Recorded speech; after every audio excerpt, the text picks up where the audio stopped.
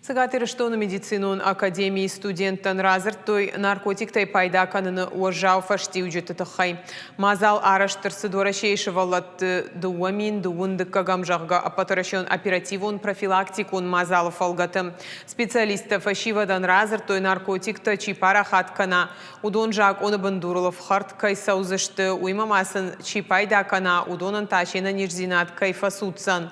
Ахам фембалта сагатыр что на фашива дима араштса унс арах шашайрак хашу ананиш сардуак парахатканын. Если человек получает удовольствие от того, что его окружает, от всего, и видит во всем радость, тогда, конечно же, необходимость в использовании вот таких психостимуляторов и наркотиков не будет.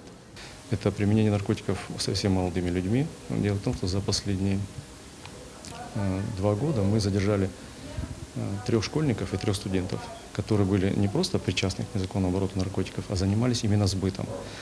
А сбыт – это наиболее серьезное правонарушение, преступление, ответственность за которое предусматривает до 20 лет лишения свободы и пожизненное заключение. И вот именно об этом мы хотим рассказать молодежи, которая считает себя или непричастной, или неуязвимой.